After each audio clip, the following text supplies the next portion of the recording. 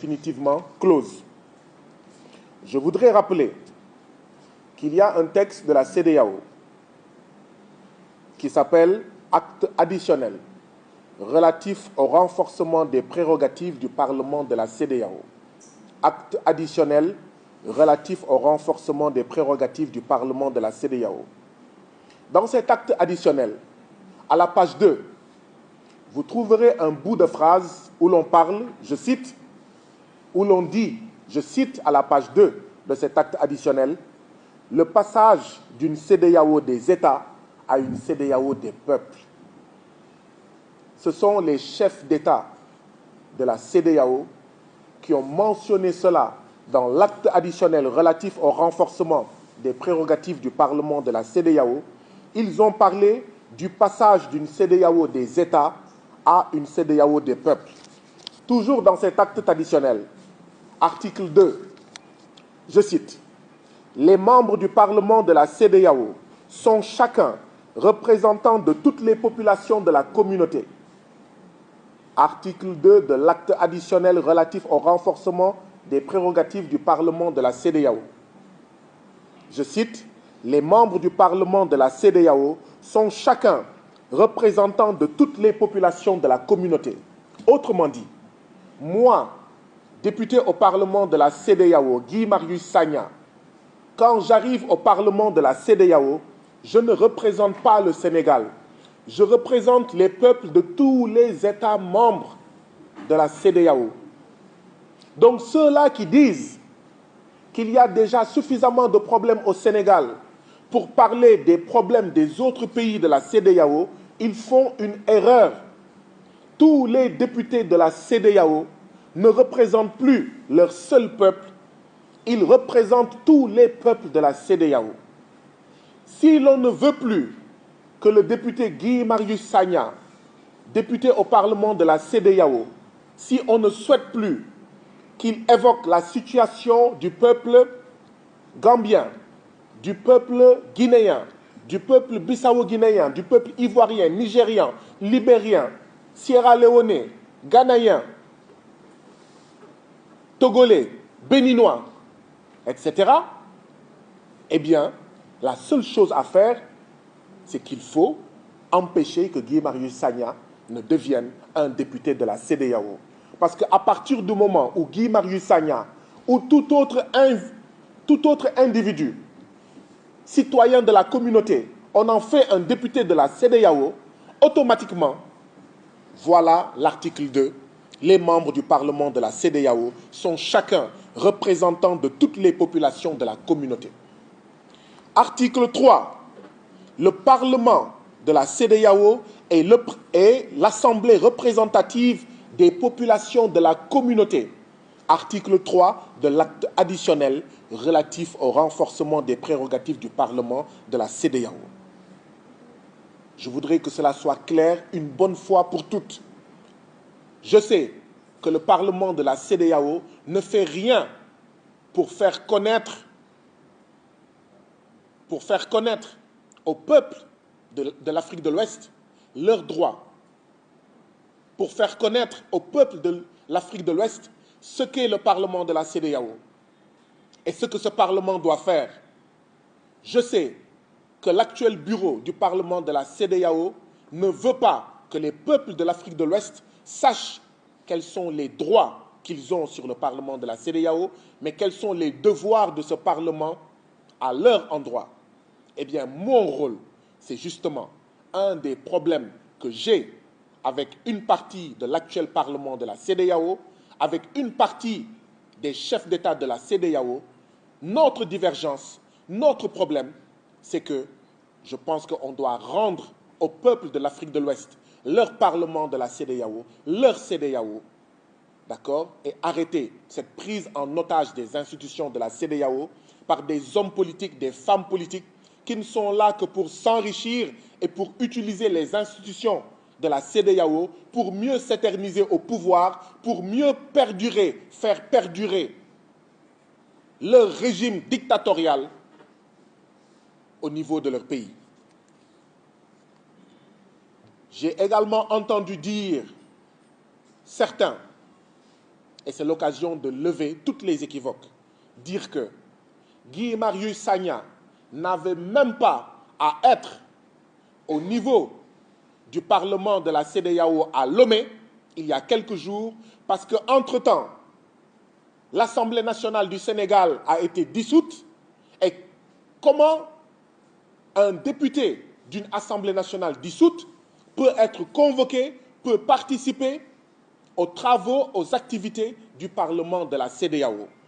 L'article 18 de l'acte additionnel relatif au renforcement des prérogatives du Parlement de la CEDEAO dit ceci, je cite, article 18, je cite, « Toutefois, un député qui n'est pas réélu au niveau national demeure en fonction jusqu'à son remplacement par un nouveau député issu de son pays. » Je répète, toutefois, un député qui n'est pas réélu au niveau national demeure en fonction jusqu'à son remplacement par un nouveau député issu de son pays. Je crois que c'est clair. Je crois que c'est clair.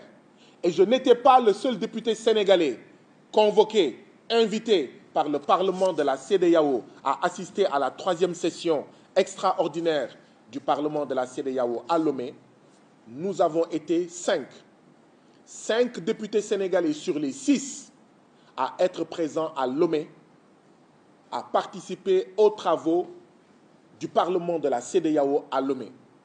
Donc ceux qui disent qu'un député d'un Parlement, d'une Assemblée nationale dissoute ne doit pas participer aux activités de la CEDEAO, ils font de l'amalgame, ils font une erreur, ou alors ils font preuve de mauvaise foi.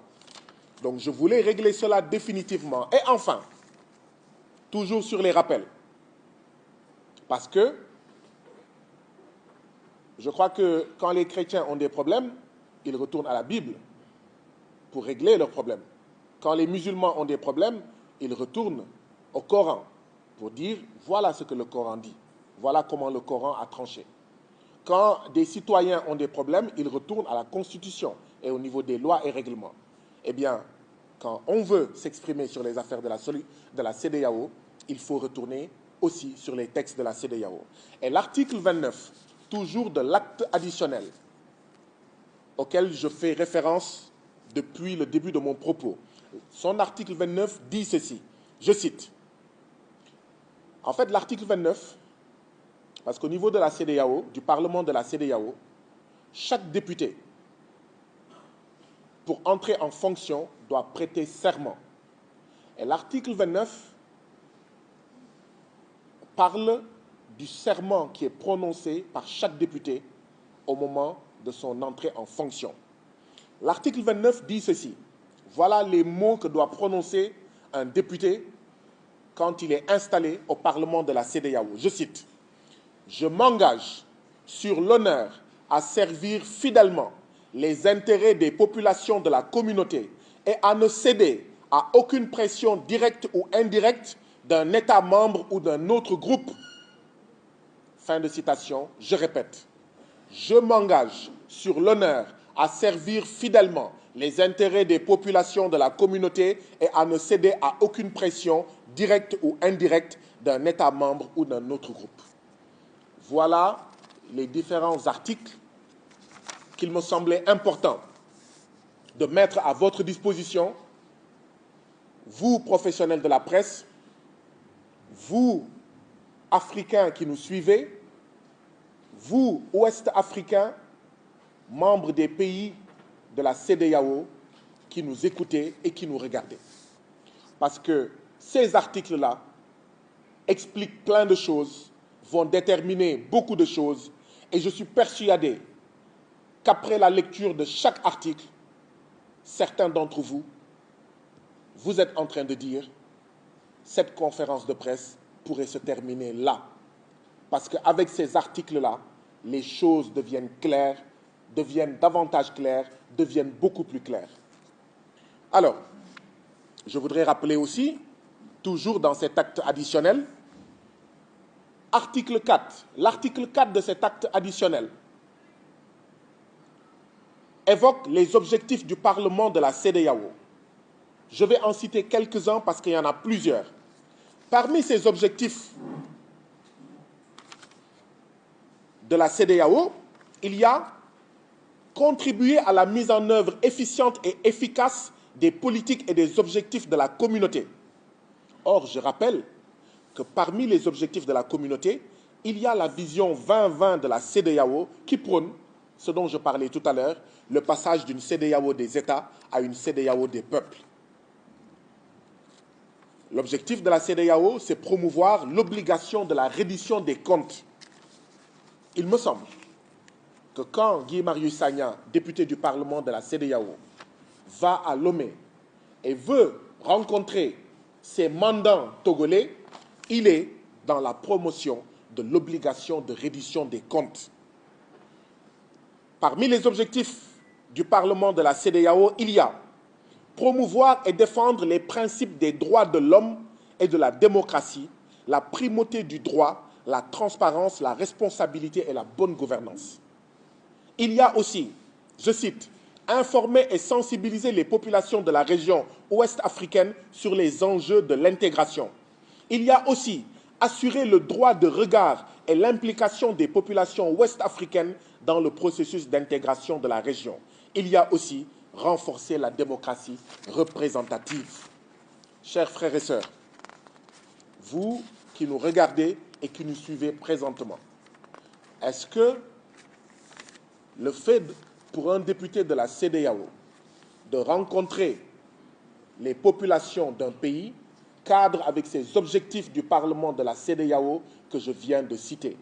Est-ce que ça cadre avec les articles pertinents que j'ai cités tout à l'heure, tirés de l'acte additionnel relatif au renforcement du Parlement de la CEDEAO? Mon avis est oui, et je suis prêt et j'accepte à entendre un avis contraire. Bien sûr, il faudra l'argumenter. Qu'est-ce qui s'est passé? Eh bien, le Parlement de la CEDEAO a